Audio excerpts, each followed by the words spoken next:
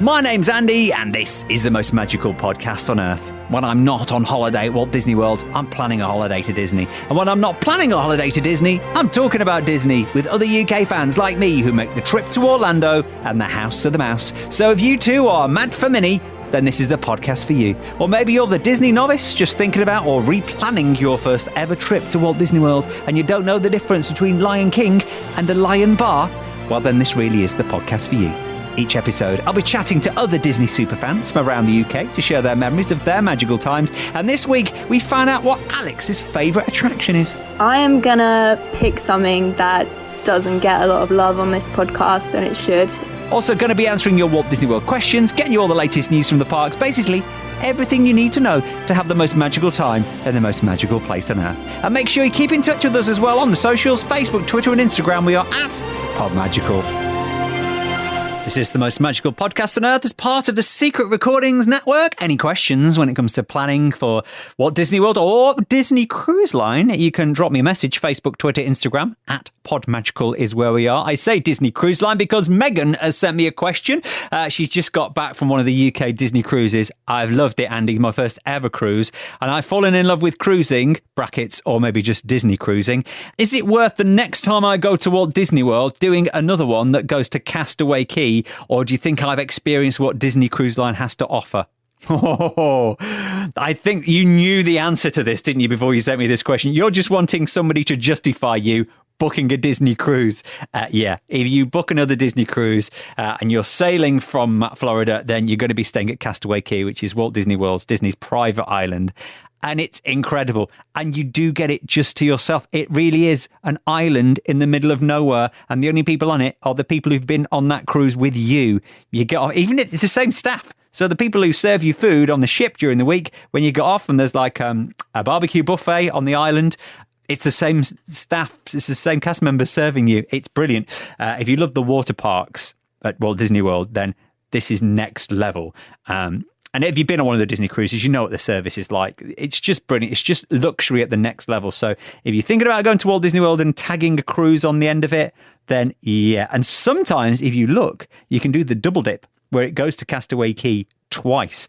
Be warned though, if you're going in colder seasons, especially December, January, it might not stop. If there's a problem with sailing, it can't actually stay Castaway Cay. It can't actually, not the word land. What's the word I'm looking for? Park? I don't know. I've never driven a ship. But yeah, sometimes if the weather's really bad, it can't stop there, which is gutting. But they will make up for it. But yeah, if you've never been to Castaway Cay, check out some vlogs, have a look at some pictures. It's definitely worth it. Any questions for the podcast? Facebook, Twitter, Instagram, PodMagical is where we are. And if you'd like to be a podcast guest, just give me a shout.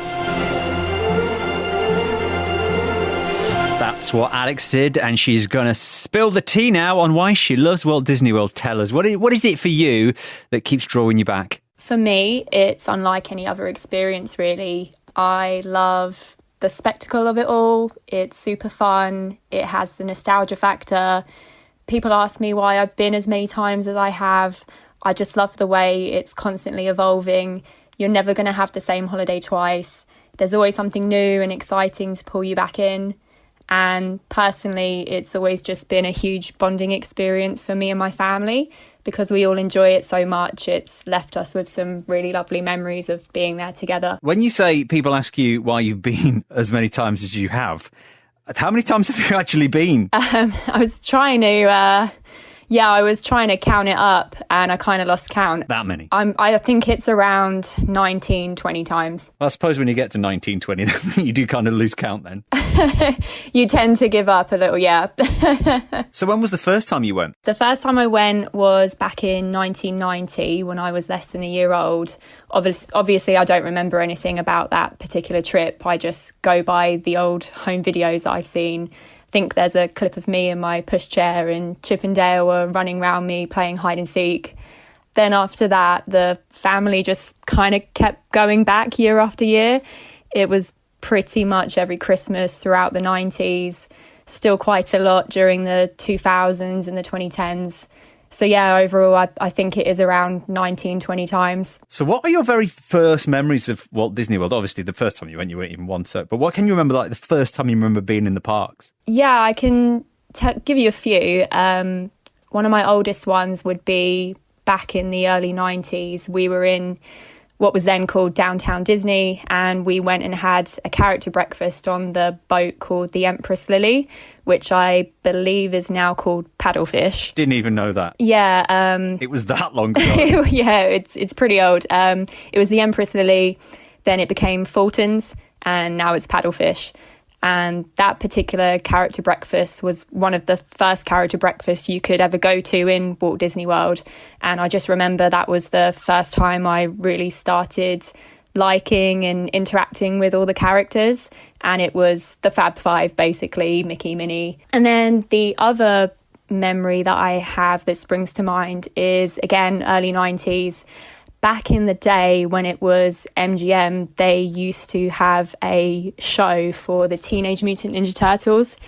And it used to be on the Streets of New York section. And they just basically came out in their little turtle van, I guess, for about 5 minutes to do a bit of a show. And this was scheduled character visits. There wasn't any queuing. You couldn't do FastPass, obviously. So it was absolute pandemonium. These poor turtles were just pounced on, and it was just absolute madness. We think we had to escape it because it was just getting so out of control. It was a really popular show back in the day, and again, I just remember watching it from my little pushchair and thinking, why is everyone going so crazy for the turtles? So you went as a little one the first time you went. Who'd you go with now? The last time it's always been with my family. I do have plans to go in the future with my partner. We did have a 2020 trip planned and then subsequently cancelled, obviously. Yeah, many can relate. Yep, which was a shame, but we just didn't want to... We could have rescheduled it, but we just didn't really want to risk it, what with the state of things and everything being so up in the air. So it won't be Disney World for a while, but we are eyeing up a Disneyland California trip for next year. Oh, cool. We're actually getting married next April, and our idea for a honeymoon is a West Coast road trip. So I think we could squeeze in a little trip to Anaheim for a few days if we're in the area. Well, if you're in California, you can't not go, can you? It would be rude not to, right? And I have been to Disneyland Anaheim once before, back in 2011, and I loved it. I'd love to go back and see Cars Land and their version of Star Wars, and also now Avengers Campus obviously is there. So yeah. Well, that's the honeymoon sorted. Yeah. And maybe a trip to Walt Disney World as well to make up for previous lost holidays. Oh yes, I hope so. It probably won't be for a good few years, but I would like to go back once all the new rides are there, like Tron and Guardians. I think now I'll probably wait for those to be finished before I go. Yeah, because obviously you're only a few weeks away now from the 50th, and I think they're going to start announcing more dates on like Guardians and things like that. And of course, we've got the new fireworks on the 50th, on the 1st of October. It would be amazing. It would be amazing to be there during the 50th, but I can imagine with everything sort of slowly getting back to normal that it's probably going to be really, really busy. So yeah. And I prefer when I go just to kind of pick the quieter months, if that is still a thing anymore. But I'm happy to wait. I'd rather make sure that I'm going for all of those new rides. So what time of year do you usually go? Do you always go around Christmas time? Back in the day, we always used to go at Christmas, and we always used to go in the first few weeks of December. But I feel like that's not a secret anymore, that is a quieter time. So actually it is getting busier. Yeah, pretty much all throughout the 90s it was a Christmas trip. As I've got a bit older, we've been in early February, which was fine. And I've also been in November, early November, which I recommend. As long as you're avoiding Thanksgiving, it's generally okay. October used to be fairly quiet, but obviously now it's got all the Halloween stuff throughout the whole entire month. So, and again, I think people have cottoned on that it's a good time to go then. So actually it's got a lot busier. I can't see there being a quiet time for quite a while, especially with the 50th being on, and a lot of people who haven't been for a long time want to get the Disney fix. I don't think so, no.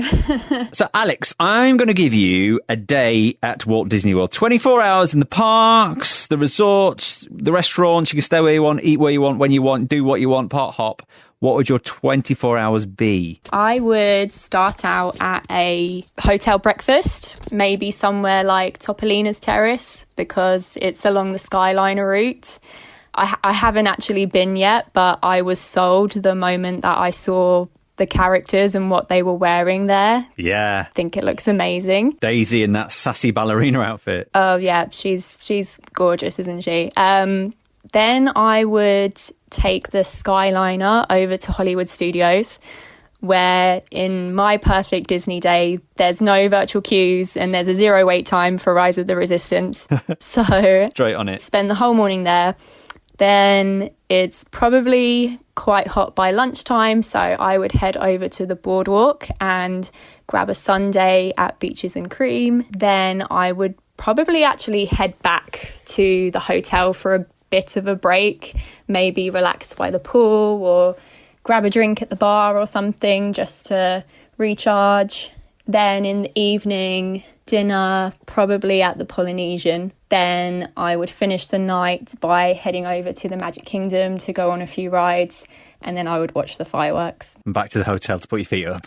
Yeah, it's a long one, isn't it? Let's talk about some of your favourite Disney things then. Actually, I've not asked you. Now, you've been 19 or 20 times. You can't quite remember. What's your favourite memory of those times? There's been a lot. It's very hard to pick. Gonna go with a more recent memory and say watching Happily Ever After for the first time at the Magic Kingdom. And I was quite a diehard supporter of Wishes, and I couldn't believe it was ending, and I didn't think that there would be a fireworks show that could top it. But then Happily Ever After came along and it just completely blew me away. I cried when I watched it, actually. I just love its message. I love the journey it takes you along throughout all the films. I like that it showcases some of the less obvious choices like Hercules and The Hunchback of Notre Dame. The music's just beautiful. I love how everything is choreographed with the fireworks. Bit of a tearjerker. And that's going to be going soon for the new 50th fireworks. Yeah, I mean, I think if you do get the chance to see it, then do. I think if nothing else was to hit you in the feels on your trip, then that one will definitely get you. Yeah, for sure. As we're talking about Wishes, is there anything else that they used to have at Walt Disney World that they no longer have that you really miss? Yeah, I mean, there's a lot. I've seen so much come and go over the years. I look back quite fondly on the backlot tour at Hollywood Studios. My dad had a habit of recording the same part of Catastrophe Canyon on our home video. I think we've got about 20 different versions of the water. I remember Body Wars at Epcot, which was a really strange one that I would definitely like to experience again. The idea was that you shrank down really small, then you'd travel around a person's body. It was odd. Very. I think also Alien Encounter, that absolutely terrified me as a kid, and I just love to go back on it again and see how I'd fare this time. Still terrified. It was just so intense. It was a strange thing to have, though, like, especially at Magic Kingdom out of all the parks. You know, you just come off the teacups and you go in that. I watched an episode of the Imagineering story on Disney Plus where it talked about the making of and history of that ride, and it brought back all these memories of it, like PTSD or something, I don't know. I'm really surprised that they thought a ride about an alien on the loose would go down well there, but What would you say right now is your favourite attraction at Disney World? I am gonna pick something that doesn't get a lot of love on this podcast, and it should, and that is the Hollywood Tower of Terror. For me, it is just Disney Imagineering at its absolute best. The story, the theming, the mechanics behind this ride, it's just so well done. There's a really super interesting video on YouTube about the engineering behind the Tower of Terror, which I really recommend if you're a theme park nerd like me. Oh yeah, we all are. Send us a link. We'll share it on our socials. Will do. Ever since I first went on it, I've been in love with that ride, like literally obsessed. And I know Disney's California Adventure has changed their version now to Guardians of the Galaxy. And as great as that looks, I don't think you can beat the original. I'm all for change, but I actually hope that Hollywood Studios never gets rid of the Tower of Terror. I'm glad they're doing a separate Guardians ride at Epcot. They're not touching the Tower Hotel. Although the one in California is actually really good. I was like you. Well, like the first time I was going on it, I was like, I'm not going to like this. I will not like this. So actually I was going, okay, it's actually really cool. I've seen videos of it. It does look good, but I'm just too much of a diehard for Tower of Terror. You see, what I like as well about ours, I say ours like I live there, I don't live there. What I like about the one in Florida is the fact that how it goes down the corridor first, which like the one in Paris and California, it doesn't. Oh, it's so clever. Yeah. And again, I'll definitely send you the link to this YouTube video because it explains how they do that. It's so clever. And I didn't realise that, it uses the Pepper's Ghost technique in the Haunted Mansion. They use that as well on the Tower of Terror, and I never realised that. You really are an Imagineering geek, aren't you? Throwing things like Pepper's Ghost in there. I mean, I've been to Disney like 20 times. Like, I'm going to know this stuff.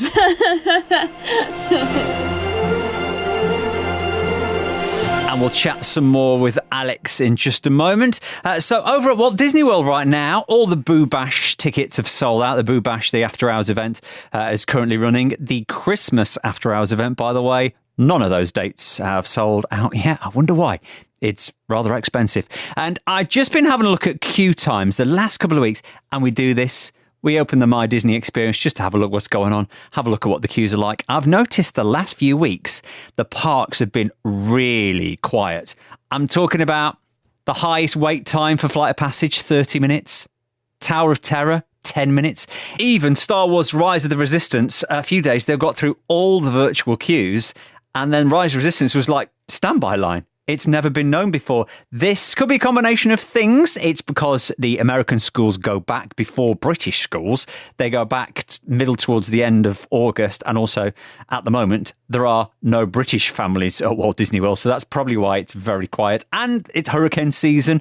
But I have noticed the last few years, even 2019, pre-pandemic, end of August, it really quietens down. So if you're a family with kids, or maybe you're a teacher, and you can only go in school holidays and you can put up with extreme heat and humidity, have a look at towards the end of August. As late as you can go in August does seem to be a quiet time. Now, on the last podcast, we were talking about Genie and Genie Plus, the replacement for FastPasses. It's going to be $15 a day, and then some attractions will be even more on top of that.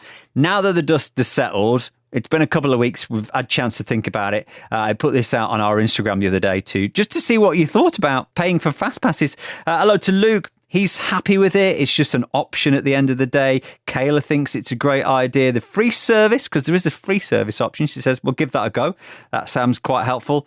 Whereas Georgie Boy, not a fan. Seems like more cost for a less experience. Joshua, not a fan. Jade, still not a fan. Jimble, it's pretty much how I would like it, minus the cost. Tash, it was always going to be happening at some point, but everything's just getting more expensive. And Gemma, disappointing. Our rescheduled 2020 to 2022 holidays pretty much doubled in price when you add on everything together. We do have a tip at the end of this podcast about how you can save some money if we are going to have to pay for FastPass Plus. So we'll get more at the end of that podcast. Don't forget, you can keep up to date with all the news, anything that goes on between now and the next few weeks.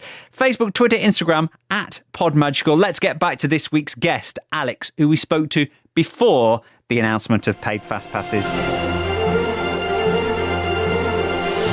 And let's talk about accommodation. Where is it that you like to stay? Most of the time, we've stayed off site, but the last couple of trips we have stayed at Disney hotels. The first one we stayed at was Pop Century, but that was pre-Skyliner. So I definitely like to go back there again now it's got that. I think of all the value resorts, I think that is the best one. It's the best value. And then I've also stayed at Port Orleans Riverside, which I thought was beautiful.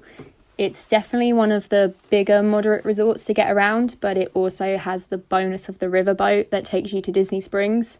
So I think if you're looking to stay on site, then definitely have a think about those little perks, like additional travel options. You don't really just want to be relying on the buses.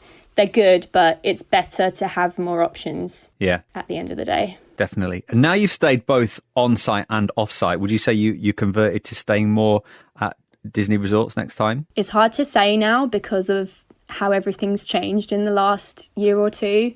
I mean, at this very moment, there's no dining options. They're getting rid of the Magical Express, and the extra magic hours have gone, and it is a little hard at the moment to justify paying that little bit extra. Yeah, what are the perks? Yeah. So again, I think that is another reason why I would probably wait a few more years just to see if things do go back to the way they are, or way they were, or, you know, if they introduce any new kind of perks to bring people back. And what else do you like to get up to in Orlando? Where else do you like to visit? Universal Studios and Islands of Adventure. We'll usually set aside about 2-3 days for those parks. I haven't been in a few years now, but I also really love going to Busch Gardens.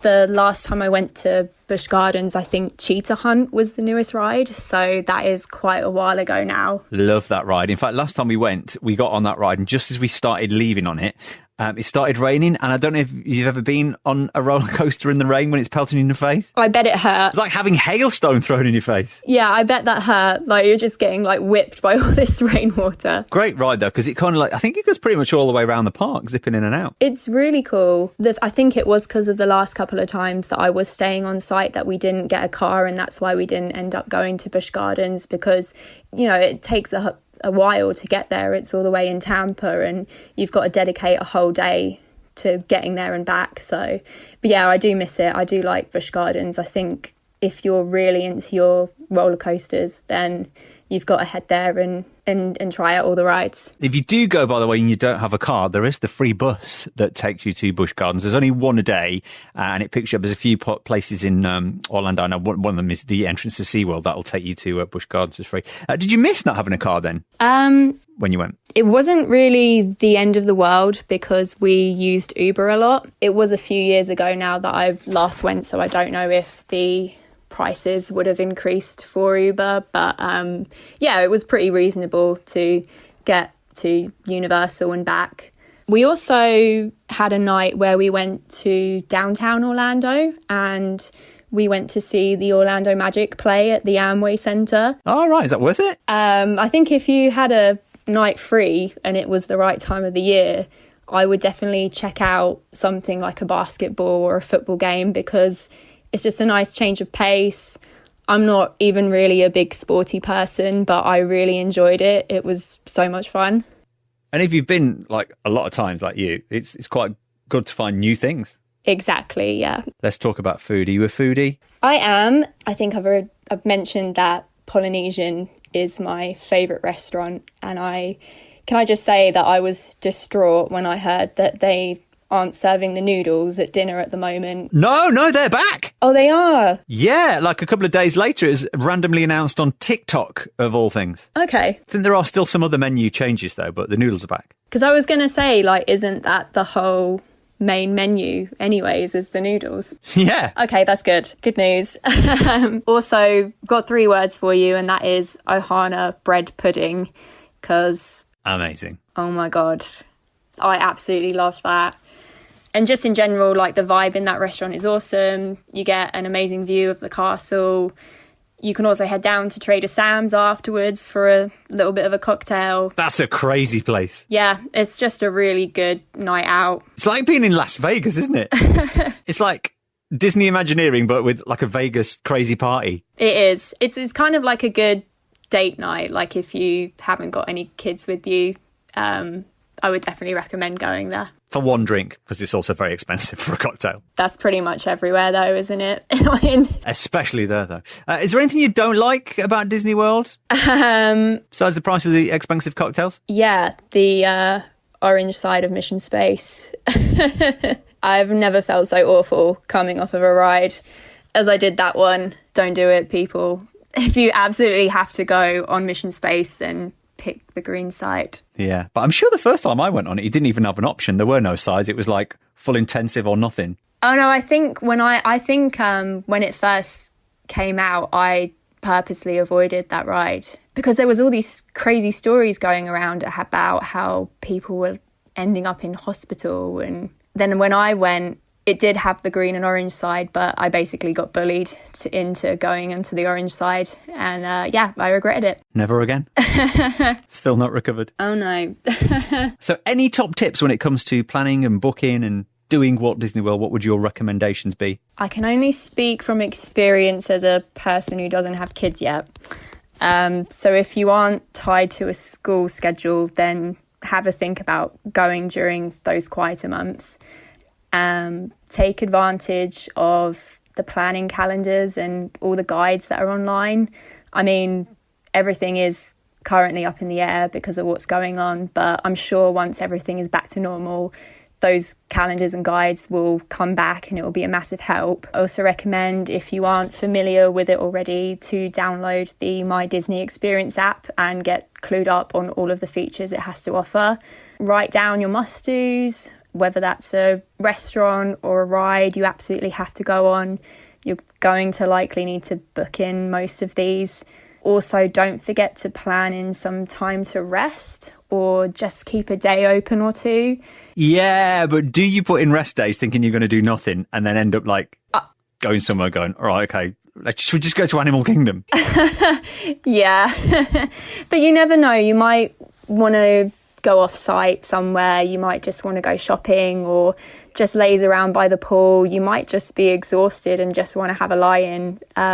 It is good to plan ahead, but I don't think you want everything planned to a T. I think it is good to have some spontaneity still. As crazy as that concept is for a Florida holiday, like have some spontaneity.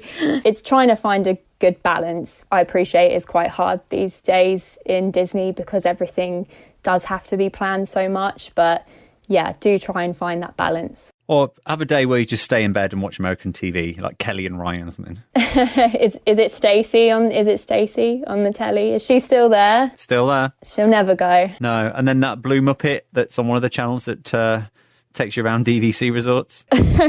So California next year then? I hope so, yes. And when do you think you'll be going back to Florida? Don't think it's going to be for a few years just yet. Like I said, I'm hoping that when we go, all of the major rides that they're building for the 50th will be finished. All I kind of keep reading at the moment is that there's delays and, you know, I'm happy to wait. I definitely want to have that experience of riding those attractions. And, you know, there's so many like new restaurants that are coming up as well. I think it will be worth the wait. And you'll be ready by then? I will be ready. Hopefully Tron will be too. Alex, lovely talking to you. Thank you. And have a magical day. You too. Bye. If you'd like to join me on the podcast for a chat about all things Walt Disney World, then do get in touch. Facebook, Twitter, Instagram. We are at Pod Magical. Just send me a direct message. We'll get in touch. We'll get recording you and we'll find out what your favourite attractions and resorts are and your favourite Walt Disney World memories. Finally, we've got a top tip for the podcast. This is not my tip. Thank you to Caroline, who sent me a message on Facebook. This is a great top tip, Caroline. With the announcements recently of more things being expensive and no free fast passes at Walt Disney World, now you've got to pay for Genie Plus if you want to skip the queue, says Caroline. This is what we're going to do on our next trip. We've got 200 free Disney dollars. We're going to consider that our fast passes for the trip. Forget we've got the dollars and forget we have to pay for fast passes. It's just a way of thinking. That's not a bad idea if you've got the free Disney gift cards. Maybe that's what you can use them on so it doesn't feel like you're paying out of pocket. That's a good idea. Of course, you got any top tips? Give me a shout. Facebook, Twitter, Instagram. We are at PodMagical. We've got a brand new podcast coming in a couple of weeks' time. Remember, we're here every other Friday with brand new memories and brand new top tips. So make sure you hit that subscribe button wherever you get your podcasts from, be it Spotify, be it Apple Podcasts, or wherever. Hit that subscribe button and get ready for the next podcast. And until then, please stand clear of the doors.